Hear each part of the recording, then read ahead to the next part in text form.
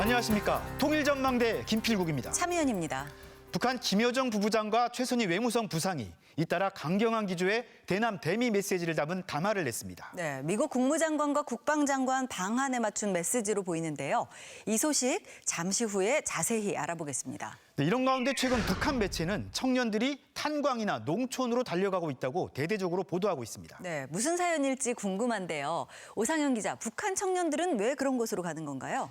북한 매체는 청년들이 금속, 석탄, 채취공업 부분과 농촌 등 어려운 경제 현장에서 일할 것을 스스로 자원했다고 전했는데요. 결의대회를 열고 떠나는 청년들에게 주민들은 꽃목걸이를 걸어주며 배웅하기도 했습니다. 어렵고 힘든 곳에 자기가 설 자리를 찾고 거기에서 인생의 꿈과 희망을 꽃피워갈 불같은 열에 넘쳐있는 우리의 미더운 청춘들. 이들의 눈으로 보는 세계는 오늘이 아니다. 찬란한 내일입니다. 북한 매체는 숭고한 정신, 아름다운 지향 같은 미사역으로 이 청년들을 묘사하기도 했습니다. 네, 청년들이 자발적으로 가고 있다는 걸 강조하는 것 같습니다. 북한 매체는 이들이 어렵고 힘든 현장에서 일하는 걸 탄원했다고 밝혔는데요. 북한에서 탄원이라는 말은 우리와는 달리 어려운 부문에서 일할 것을 청원한다는 의미로 쓰인다고 합니다. 애때 보이는 이 여성은 만경대 청년동맹 위원인데요. 석탄 채굴로 돕겠다며 나섰다고 합니다. 힘든 일 한번 못 해보고 자란 제가 꽤 이겨낼 수 있을까 하고 걱정도 컸습니다. 앞으로 어렵고 힘들 때마다 저를 이렇게 따뜻이 바래준 동지들의 모습을 그려보며 더 높은 석탄산을 쌓아가는데 조금 힘이나마 다 바치겠습니다. 평안남도 남포시에서는 청년 140여 명이 한꺼번에 농장으로 향했고 농촌에 나가면 생각보다 더 어려울 것은 많을 겁니다. 그렇지만 부모님들, 동무들 또 조직의 기대를 가슴에 새기고 일을 잘해서 꼭 다수성 농민이 되겠습니다. 황해남도와 자강도 등지에서도 청년들이 협동농장과 청년 돌격대 등에 자원했다고 합니다. 8차 당대회 이후 이렇게 탄원한 청년이 1,300명이 넘고 그 수는 갈수록 늘고 있다고 북한 매체는 전했습니다. 네, 북한이 이런 청년들 모습을 대대적으로 선전하는 이유가 있나요? 노동력의 핵심 축인 청년을 대상으로 5개년 경제발전 계획의 추동력을 높이려는 의도로 보이는데요. 청년들이 안온한 일터를 떠나 힘든 현장에서 일하는 게 긍지라는 걸 자각했다고 강조하기도 합니다. 사회와 집단을 위한 청춘이 있어 이 땅은 아름답고 변혁의 역사는 더욱 힘차게 줄다름치고 있습니다. 네, 북한은 연초부터 자력갱생을 위해서 보신주의를 타파해야 한다고 강조해왔잖아요. 이런 청년들을 일종의 모범 사례로 띄우고 있다는 생각도 듭니다. 힘든 부분에 자원한 청년뿐 아니라 여러 생산 현장에서 새로운 시도로 혁신을 일으키는 청년들 소식도 부각하는데요. 생고치 냉동 처리 방법을 고안해 비단실의 품질과 생산성을 높인 청년. 이 동무가 바로 기술 혁신 사업에서 큰 역할을 한 주 개발자 선수련 동무입니다. 김일성 종합대학 경제학부를 졸업한 이 동무는 걸어다니는 백과사전으로 불리울 만치 여러 분야의 지식을 소유하고 있다고 합니다. 생산 원가를 낮출 수 있는 연마기를 설계해 제작한 건설 장비 공장 젊은이들도 소개했습니다. 이들이 도입한 설비는 전자공학과 컴퓨터 정보 기술을 다 같이 배합해야 하는 어려운 기술적 문제였다고 합니다. 그러나 이들은 서슴없이 기술 혁신에 뛰어들었습니다. 청년들을 추동해 질 좋은 노동력을 확보함과 동시에 산업 현장의 관행을 타파해 혁신을 일으키고 사상이 이완되기 쉬운 청년을 중심으로 내부 결속을 강화하려는 목적도 있는 것으로 풀이됩니다. 네. 세계적으로 코로나19 백신 접종이 본격화됐잖아요. 북한 상황은 또 어떤지 궁금한데요. 네, 북한에도 백신이 지원될 거란 보도도 있었는데요. 북한 방역 상황은 지금 어떤가요? 네, 방역의 고삐를 더 바짝 조이고 있는데요. 방심과 해이가 최대 적이라며 경각심을 한층 고취시키고 있습니다. 특히 따뜻한 봄철을 맞아 꽃가루 때문에 더 위험할 수 있다고 주의를 당부하기도 하고요. 꽃가루 밀도가 높아지면 악성 비루스 감염률이 평균 44% 증가된다는 결론을 얻게 됐다고 합니다. 꽃가루가 많으면 인체 내에서 항비루스 작용을 하는 인터페론의 작용이 약화되며 변종 바이러스의 위험성도 언급하며 기본적인 보건 조치를 해야 한다고 강조합니다. 새로운 유형의 변종 비루스들이 계속 발생하고 영국에서 처음 발견된 B117 비루스가 유럽 지역으로 대대적으로 확산돼서 대유행병의 3차 파동이 일어날 수 있다는 위고심이 커가고 있습니다. 네, 국경 봉쇄는 여전히 이어지고 있는 거죠? 예, 지난해 1월부터 시행된 국경봉쇄는 지금도 계속되고 있습니다. 보시는 화면은 지난달 말 평양 주재 러시아 대사관 직원과 가족이 두만강을 넘어 본국으로 돌아가는 모습인데요. 접경 지역 운송이 중단돼 1km 남짓한 거리를 직접 수레를 몰고 이동한 겁니다. 노동신문은 5개년 경제계획 첫 해 경제사업의 중심은 비상방역 태세를 철저히 견제하는 거라면서 올해 전투 승리의 성패가 달려있다고 전하기도 했는데요. 국경 통제는 물론 강력한 방역 기조가 변함없이 유지되고 있고 긴장감도 여전합니다. 북한에도 백신이 전해질 거라던데 이게 방역에 영향을 미칠까요? 예, 국제 백신 공급 프로젝트 코백스 퍼실리티는 5월까지 170만 회분의 코로나19 백신을 북한에 전달할 계획이라고 밝혔었잖아요. 대략 85만 명분에 해당하는데요. 기한이 2달가량 남아있기도 하고 또 전체 주민을 생각하면 양도 부족해서 북한은 앞으로도 방역의 고삐를 더 바짝 조일 것 같습니다. 네, 오상현 기자 잘 들었습니다.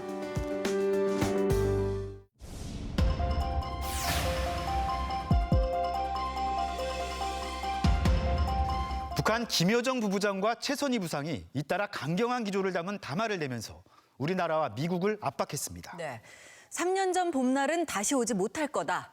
미국이 궤변을 늘어놓고 있다는 등 거친 표현도 동원했는데요. 블링컨 미국 국무장관도 인권 문제를 거론하며 작심한 듯 북한에 대해 날선 비판을 했습니다. 돌파구를 찾지 못하고 있는 남북미 관계.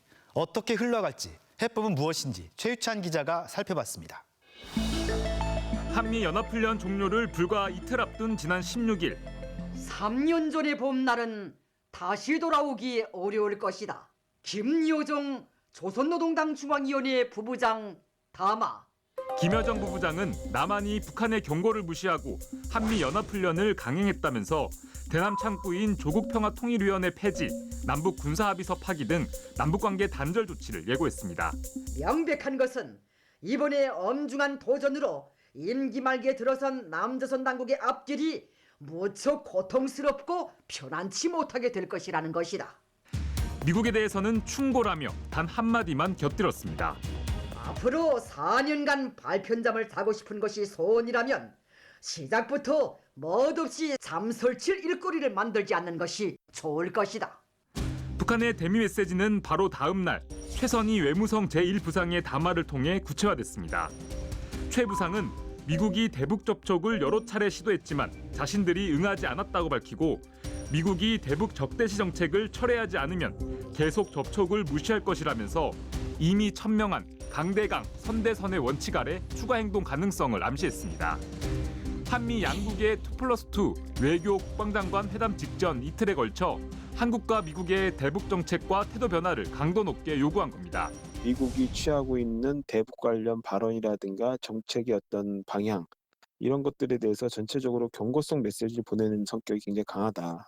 한국에 도착한 블링컨 국무장관은 김여정, 최선희 두 사람의 거친 담화를 의도적으로 무시했고 한국 정부 역시 외교부를 통해 대화 재개와 비핵화의 중요성만 역설했습니다.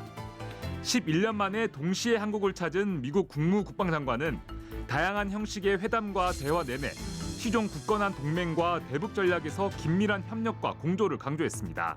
또 문재인 대통령을 예방해 바이든 대통령의 메시지를 전하고 특별히 서훈 안보실장과는 국방 국무장관이 별도로 단독 면담을 갖고 폭넓은 의견을 교환했습니다. 한미 양국의 외교 국방장관은 공동 성명에서 모든 대북 문제는 한미 간 완전히 조율된 대북 전략 아래 다룰 것임을 명확히 했습니다. 미국의 대북 정책 검토 과정은 물론 이행 과정에서도 완전히 조율된 전략을 바탕으로 긴밀히 공조해 나가기로 했습니다. 최우선 관심사는 역시 북한 핵 문제. 이번에는 한반도 비핵화라는 다소 포괄적인 표현 대신 북한 핵과 탄도 미사일이라는 구체적인 목표를 제시한 점이 눈에 띕니다. 미국을 위협하는 장거리 미사일에만 관심을 보이던 전임 트럼프 대통령과 달리 바이든 행정부는 중단거리를 포함해 북한의 모든 탄도미사일 문제 해결에 우선순위를 둘 것을 시사한 것으로 보입니다. 콕 집어서 비핵화란 말을 사용하지 않고 핵 문제와 탄도미사일 문제라고 얘기했을 때 이거는 일종의 어떻게 보면 위협을 제거한다는 차원에서는 비핵화와 동일할지 모르지만 다소 군축적 요소를 풍기는 개념이 될 수가 있어요. 북한 인권 문제 등 예민한 사안은 한미 공동성명에 포함되지 않았습니다. 이번 회담은 미국의 대북 정책 수립 과정에서 동맹인 한국과 의견을 조율하는 과정이지만 대북 적대시 정책 철회 등 북한의 요구사항에 대한 언급은 따로 없었습니다. 전문가들은 이른 시일 안에 북미 대화가 전격적으로 재개될 가능성은 높지 않을 것으로 분석합니다. 무엇보다 미국 측이 여러 차례 북한의 인권 문제를 작심하고 비난한 데 대해 북한이 반발할 것으로 예상됩니다. Including the people of North Korea, who continue to suffer widespread and systematic abuses at the hands of their repressive government. 북한은 인권 문제를 최고 존엄에 대한 모독이나 체제 교체 시도로 받아들일 가능성이 높다는 겁니다.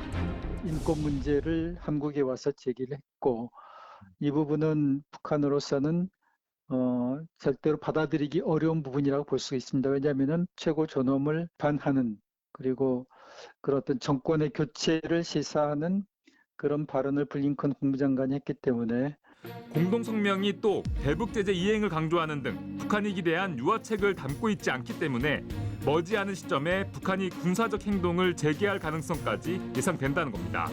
전쟁의 3월, 위기의 3월에 대해서 언급한 점에 비춰봤을 때 미사일이나 신형 무기 시험 발사를 강행할 가능성이 높아 보입니다. 하지만 아직 바이든 행정부의 구체적 대북 정책이나 담당자가 완전히 정해지지 않았다는 점, 북한이 미국에 대해서는 아직 구체적이고 즉각적인 행동을 예고하지 않았다는 점에서 곧바로 무력 시위를 행동에 옮기기보다는 말폭탄이나 위협을 쏟아내며 대화를 모색할 가능성도 제기됩니다.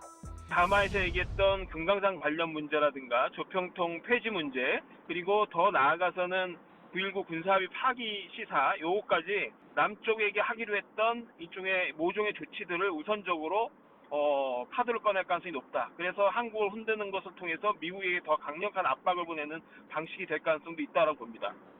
2년 전 하노이 노딜 이후 출로를 모색하며 숨고르기를 하던 북한의 대미 정책은 이번 한미 2+2 회담을 계기로 전기를 맞고 있습니다. 하지만 북미 대타협을 모색하던 3년 전과는 달리 한국 정부는 임기 말을 앞두고 대북 영향력을 잃어가고 있고 미국은 코로나와 국내 정치 문제 등으로 북한 문제에 대한 관심이 줄어들고 있어서 해법 마련은 쉽지 않아 보입니다. 통일전망대 최유찬입니다.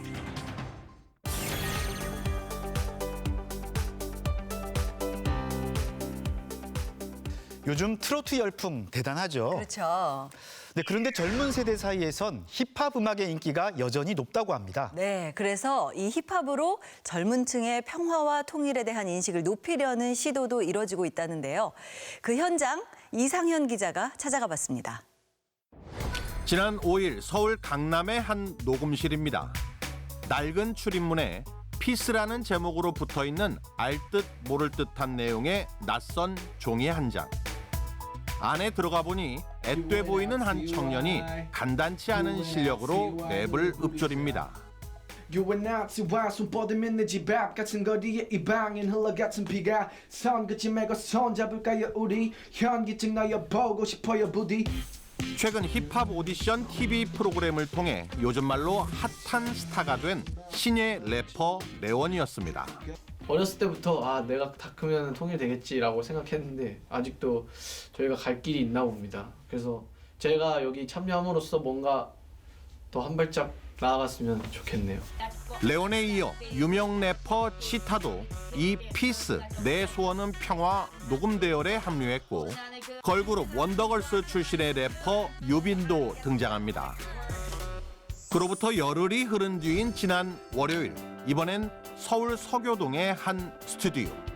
서울의 이른바 힙한 동네인 홍대 인근입니다. 지금 이곳에서 힙합 뮤직비디오가 만들어지고 있다는데요.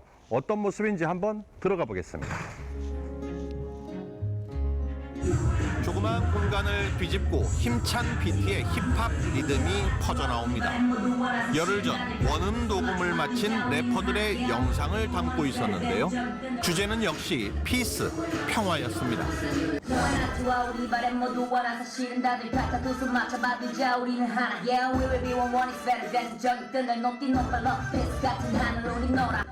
통일부가 2030 젊은 세대들의 평화와 통일에 대한 인식을 고취시키고자 만들고 있다는 뮤직비디오 제작 현장입니다. 정말 의미 있는 프로젝트에 참가하게 돼서요. 저는 아직까지도 영광스럽게 생각하고 있고, 이 뮤직비디오를 위해 3명의 유명 래퍼들과 함께할 일반 젊은이들의 참가 신청을 받았고 총 58명의 지원자가 제출한 힙합 음악을 심사해 최종적으로 6명이 선발됐습니다. 선발된 이 6명도 이날 뮤직비디오 제작에 함께했는데요. 래퍼 3명을 포함해 총 9명이 하나의 힙합곡 안에서 각자가 맡은 소절을 직접 작사했습니다. 그리고 각자의 파트를 따로따로 촬영한 뒤 이를 취합해 뮤직비디오를 완성하는 방식을 취했습니다. 다 같이 집합금지된 상황에서 이제 누군가의 평화의 부름을 받고 다 같이 이 가상 공간의 세계에서 약간 평화를 부르는 그런 느낌이어서 모든 프레임이 다 이제 줌, 유튜브 라이브, 인스타 이런 식으로 소재가 구성이 될 거예요. 그래서 마치 화면 안에서 노는 느낌으로. 일반 참가자들의 실력도 만만치 않았습니다. 먼저 현직 중학교 도덕교사이자 2 아이의 아빠인 40대 가장. 관심 없는 부분을 아이들이 가장 좋아하는 힙합이라는 음악을 통해서 조금이라도 그것에 접근을 할 수 있다면, 좀 더 관심을 가질 수 있고 생각만 해볼 수 있다면 좋을 것 같다라고 해서 참여하게 됐습니다. 공무원 취업 준비를 하고 있는 이 20대 여성은 파워풀한 랩으로 남북이 아닌 우리 사회의 평화를 강조했습니다.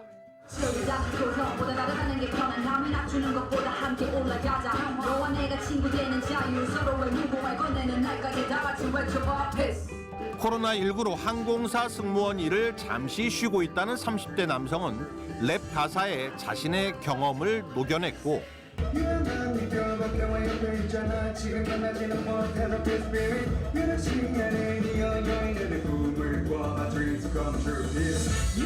역시 30대인 스타트업 대표는 비대면인 요즘 시대 상황을 빗대어 평화를 표현해봤습니다. SN 유니티도 비대면인 시대 5인 집합 금지 우린 모이지도 못해 근데 왜 또 편을 가르고 손가락질해 대 UNIT와 이제 평화가 대세. 통일 문제에 별로 관심이 없었다는 20살의 대학생. 통일에 대해서 솔직히 관심이 없었어요. 근데 노래로 이제 통일에 대해서 얘기를 한다. 그렇게 해가지고 좋은 취지인 것 같아서 지원하게 됐어요. 의대를 다니며 틈틈이 취미 삼아 힙합을 즐기고 있다는 미래의 의사 선생님까지. 서로를 향해 겨눴던 총각하는 걸음 이대 흘리지 말았어야 할 피는 씨앗을 적시네. 과거로부터 다져진 땅에 그 싹이 터 이제 가사를 까먹었어요. 6명 모두 나름의 방식대로 평화를 써봤고 또 평화를 노래했습니다. 스튜디오를 가득 메운 흥겨운 힙합 리듬은 저희 제작진과 카메라도 들썩들썩 춤을 추게 했고 유명 래퍼들의 순서 때면 일반 참가자 6명도 팬으로 돌아가 비트를 즐겼습니다. 아이돌 같은 너무 멋있다. 저희가요? 어디를? 아이돌. 아이돌. 그렇지. 그래가지고 트로트 그룹 같지 않나요? 트로트 그룹? 괜찮은데? 아이돌. 이날 녹화된 뮤직비디오는 여러 가지 영상과 스토리라인이 입혀져 열흘 뒤인 오는 30일에 공개될 예정입니다.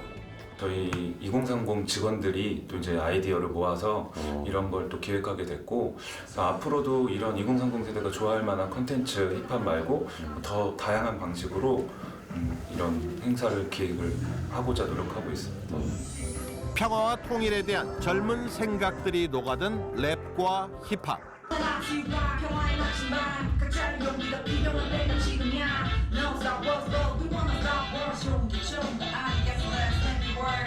도무지 어울릴 것 같지 않던 그 둘의 조합은 새로운 하모니를 보여주며 시간이 지나 결국 하나가 된 모래시계가 지긴 밤을 지나 벽을 허물었을 벽을 맞이 우리만의 제가 반의 치를 풀어비던 마치 그 맘을 지고 있어 꿈에 낚시 축구같이 우리 앞에 말 그대로 힙하게 다가왔습니다.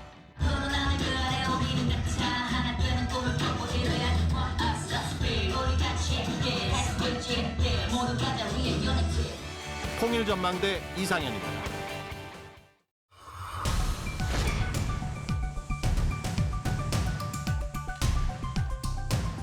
오늘이 낮과 밤의 길이가 같아지는 춘분입니다. 이젠 진짜 봄이 왔습니다. 네. 그런데 이 도시와는 달리 농촌은 지금 농사 준비로 한창 바쁘실 것 같아요. 네, 그렇죠. 이제 본격적인 농사철이 시작됐는데요.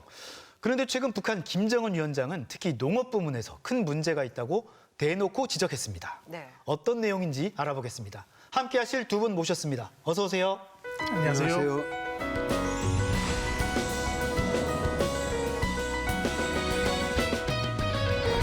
네, 조충희 씨는 북한에 계실 때 농축산 공무원이셨잖아요.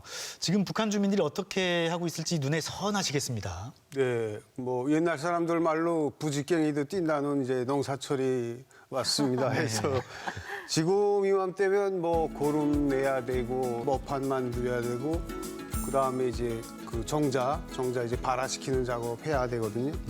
그다음에 뭐 여러 가지 이제 파종 준비, 비료 가져다 확보하고 엄청 바쁘게 지금 돌아가고 있었거든요. 네. 북한뿐만 아니라 우리도 아무래도 지금이 이 한 해 농사를 결정짓는 아주 중요한 시기겠죠, 박사님? 예.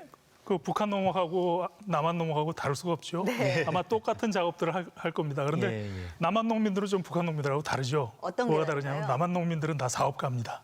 어떤 작목을 선택해야 나한테 가장 이익이 될 것인가. 그런 걸 아마 구상하고 있을 겁니다. 네. 그런데요. 최근 김정은 위원장은 농업 부분에서 허풍으로 계획을 세우지 말라면서 강도 높게 비판했습니다. 화면 보시죠. 네, 지난 4일 김정은 위원장은 시군 당 책임 간부들을 모아놓고 강습회를 진행했는데요. 농사 작전을 해당 지역의 특성에 맞게 과학적으로 세부적으로 세우고 특히 농업 부문에 뿌리 깊이 배겨 있는 허풍을 없애기 위한 투쟁을 강도 높이 벌여야 합니다. 네, 허풍을 없애라는데 농업에 웬 허풍입니까? 이제 허풍이라는 게 생산량을 이제 뻥튀기 하지 말라. 실제 생산된 양을 너무 이제 높이 보고하지 말라. 이런 뜻으로 이제 이야기했던 것 같습니다. 네, 생산량을 얼마나 부풀렸는데 그런 얘기를 해요? 정확하지는 않지만 이제 올해 농업성이 올해 식량 생산 목표를 이제 800만 톤으로 잡은 것으로 추정이 됩니다. 네, 800만 톤이면 그게 어느 정도나 부풀린 게 되는 건가요? 최근에 몇 년 동안 이제 북한의 농업 생산량이 한 450만 톤 정도 되는데 거의 2배 이상 생산하겠다고 이야기했기 때문에 열받지 않았는가 하는 그런 생각이 듭니다. 그럼 800만 톤을 생산하는 게 지금 현재 북한 농촌 현실에서는 완전히 불가능한 수치인가요, 박사님? 예, 과거에는 허풍이 아닐 수 있었는데 지금은 허풍일 수 있습니다. 그건 무슨 그때는 말이냐? 맞고 지금은 통보다. 1980년대, 90년대 초반에 북한이 800만 톤, 알곡 800만 톤 생산 기지를 달성했다라고 선전한 적이 있어요.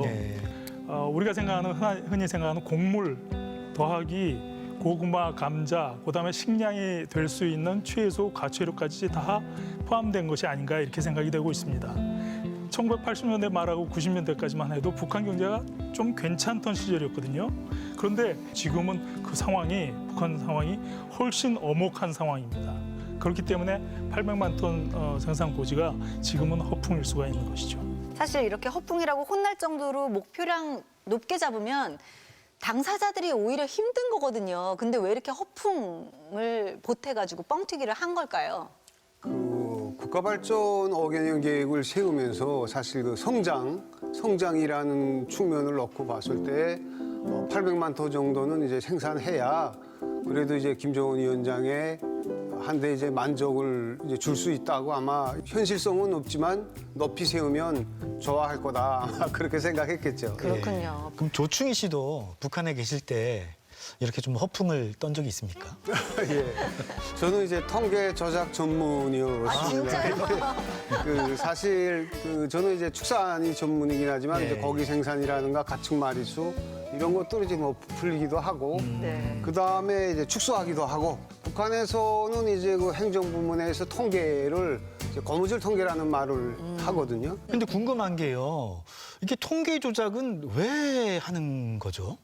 그게 이제 조작할 수밖에 없는 그 환경이 있습니다. 그러니까 잘해도 안 되고 잘못해도 안 되거든요. 농장 하나에서 뭐 예를 들어서 한 100톤 생산했는데 다른 농장 봤을 때 조금 이제 잘한 것 같다 하면 못하지 않으면 한 150톤 했다고 보고하고.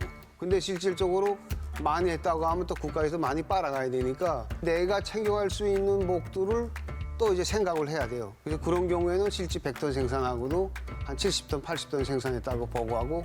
네. 지금 말씀하신 건 통계 수치를 좀 낮추기도 한다는 거네요. 높게 그렇죠. 잡는 것. 예, 높이기도 하고 상황에 따라서는 낮추기도 하고. 네. 이렇게 예측치가 맞지 않았다고 해서 통계 자체가 왜곡됐다고 김정은 위원장이 막 허풍 떤다 이렇게 혼낼 것까지는 없는 것 같은데 왜 그런 건가요? 근데 저는 혼낼 것 같은데요. 아, 그러세요? 북한은 계획 경제예요. 그러니까 모든 통계가 맞물려 돌아갑니다. 그중에서 어떤 한 통계가 좀 왜곡되거나 과장되면 다른 통계조차도 다 맞물려서 과장 왜곡되게 마련이고 경제개혁 자체가 무산되죠. 그런 문제가 있기 때문에 아마 이러한 것을 질타하지 않았나 그렇게 생각이 됩니다. 생각을 해보면 통계 자료가 정확해야 뭐 계획도 제대로 세우고 뭐 북한을 체제 유지하려는 데 도움도 되고 그럴 것 같긴 합니다. 그렇죠. 근데 김 위원장 질책 이후 북한 방송에서는 농업부문 일꾼들이 스스로 과오를 비판하는 내용의 방송이 잇따라 보도됐습니다. 알곡 소출을 높이지 못한 원인이 뭔가 이거부터 찾았습니다. 문제는 지력부터 높이지 못한 데 있습니다. 호풍을 치면서 계획된 수량을 내지 못하는 것은 없는가? 정말 자책도 컸고 지난 시기 농사를 놓고 많은 토해도 했습니다. 이 경험주의를 뿌리보아야 되겠다. 이걸 목표로 내세웠습니다. 올해 북한의 식량 생산량이 어느 정도 될지 예측이 가능할까요? 정확하게 예측은 불가능하겠습니다만 그래도 예상은 해볼 수가 있겠죠. 아무래도 대북 제재가 2016년부터 지속돼 왔고요. 작년에 코로나 때문에 봉쇄가 됐어요. 국경 봉쇄. 근데 농업 생산에서 북한에서 농업 생산에서 가장 중요한 게 화학 비료입니다. 대개 중국으로부터 수입인데 이 화학 비료의 수입이 작년 올해 급감했습니다. 급감한 정도가 그게 뭐 20-30% 감소한 정도가 아니고 10분의 1 정도로 줄었어요. 그렇다면은 이 화학 비료 투입제가 부족하면은 아무래도 식량 생산성이 굉장히 떨어지게 마련입니다. 만약 기상 상황이 올해 괜찮다면 좋다면 북한이 지금 투입제 부족에도 불구하고 예년 수준으로 생산이 가능하지 않을까 싶은데 450만 톤 정도요. 근데 기상사정까지 작년과 같이 나쁘다면 많이 떨어지겠죠. 북한에서 인심난다 이런 말도 있잖아요. 네, 북한 그러게요. 입장에서는 상당히 좀 심각할 것 같습니다. 네. 근데 식량난 하면 이 1990년대에 고난의 행군 시절을 빼놓을 수가 없잖아요. 맞습니다. 그때 그 시절 김정일 위원장도 농업부문 일꾼들을 크게 꾸짖었다고 합니다. 네, 김정일 위원장이 1996년 김일성 종합대학에서 한 비밀 연설이 입수돼서 당시 화제가 됐었는데요.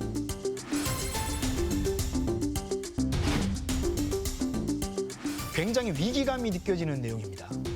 국가로부터 이 배급에 전적으로 위지했고 정말 이제 가정의 소금까지도 다 국가가 공급하지 않으면 이제 딴 데서 확보할 생각조차도 안 했던 그런 시기를 살던 주민들이 갑자기 이제 배급이 끊어지고 여기저기서 사람들이 죽어나가고 정말 그때 이제 식량 때문에 어려웠던 거 생각하면 아직도 이제 자다가도 이제 식은땀이 쫙쫙 나고 납니다. 네. 지금 이 고난의 행군 시절 얘기를 하는 이유가 일각에서는 지금 상황이 그때 상황과 비슷한 거 아니냐 하면서 비교를 많이 하기도 합니다. 어떻게 보십니까, 조충희 씨는? 그때는 이제 식량 가격이 거의 단번에 이제 30-40배, 100배까지 이제 뛰어 올랐거든요. 그러니까 국정 가격에서 거의 이제 그렇게까지 뛰어 올라왔는데 지금은 시장이 있기 때문에 그것은 이제 충분하게 저조를 이제 하고 있고요. 전반적인 상황을 놓고 봤을 때 이제 기상 상황이라든가 농업 환경이라든가 이런 것들이 그때에 비해서 더 좋아진 것은 거의 없어요. 지금 현재 상황은 조금 다른 것 같아요. 좋은 점도 있고 나쁜 점도 있습니다. 우선 좋아진 점은 경험이 있다는 거예요. 충격에. 그러니까 시장이 발달됐고 그래서 분배나 배급이 부족하더라도 시장이 그 충격을 완화할 수 있고 나빠지는 측면도 있습니다. 그때 없던 대북 제재가 있어요. 1990년대 고난의 행군 시기는 북한을 국제사회가 도와주려고 애를 썼습니다. 근데 지금은 오히려 대북 제재가 강화되고 있는 거죠. 그러니까 북한이 더 어려울 수도 있고 코로나라는 그런 팬데믹 현상으로 인한 봉쇄 이것이 또 있죠. 그러니까 과거보다 좋은 점도 있지만 훨씬 더 어려운 국면일 수도 있다 이렇게 생각됩니다. 네, 그렇다면 김정은 위원장이 허풍 떨지 말라라는 표현까지 써가면서 그 농업 부문의 왜곡된 통계 관행 또 문제점을 이렇게 강하게 비판하고 있는데요. 이렇게 하면서 이루고자 하는 거는 뭘까요? 정부가 관리하는 이런 측면들이 시장이 형성되면서 많이 이제 줄어들었습니다. 그래서 계획적인 경제라고는 하지만 시장을 통해서 쌀이라든가 옥수수가 이제 곡물이 유통되면서 어떤 가격으로 얼마나 어떻게 누가 이런 이제 그 통계적인 숫자가 전혀 이제 잡히지 않고 있는 게 지금의 현실이고 여러 가지 그 고민들이 있는데 갑자기 이제 막 그 말도 안 되는 목표가 들어오니까 그것을 좀 이제 해결하면서 좀 더 현실적으로 생각하고 상황을 놓고 봐서 최대한 우리가 우리 힘으로 생존할 수 있는 그런 것을 좀 해보자. 아마 김정은 위원장이 이런 목적이 아니겠는가 하고 생각을 해봅니다. 농업이 실패한 것에 대한 인정과 반성 측면도 있지만 또 의도된 것도 있다고 보여져요. 왜냐하면 어떤 자극을 농업기관이나 농민한테 줘서 동기를 유발시키기 위한 그런 목적, 의도된 목적도 분명히 있다고 생각이 됩니다. 그런데 문제는 김정은의 비판 이것이 관료주의적 질타에 지금 의존하고 있어요. 그 질타로 해결될 문제는 아니거든요. 결국은 개혁과 개방이 경제 전반에 수반되어야 이 문제가 근본적으로 해결될 수 있다고 생각됩니다. 다음 시간에는요, 북한이 농업 생산량을 늘리기 위해서 어떤 노력들을 펼치고 있는지 또 그 한계는 뭔지 알아보겠습니다. 네, 오늘 도움 말씀 고맙습니다. 감사합니다.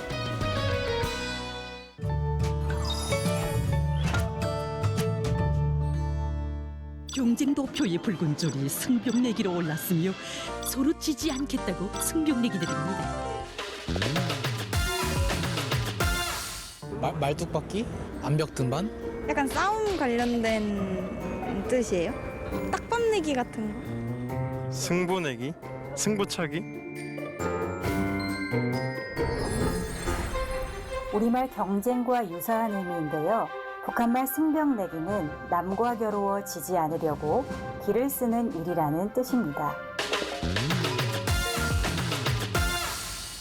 벽이란 단어 때문에 혹시 벽 근처에서 놀이를 하는 건가 생각이 들어가지고 생각했던 뜻이랑 좀 다른 것 같아요. 길가 여기저기 예쁘게 봄꽃이 피었더라고요. 정말 봄이 왔구나 싶은데요. 그래도 아침 저녁으로는 여전히 좀 쌀쌀합니다. 네, 일교차가 큰 만큼 건강관리에 각별히 신경 쓰셔야겠습니다. 통일전망대 다음 주도 알찬 내용으로 찾아오겠습니다. 고맙습니다.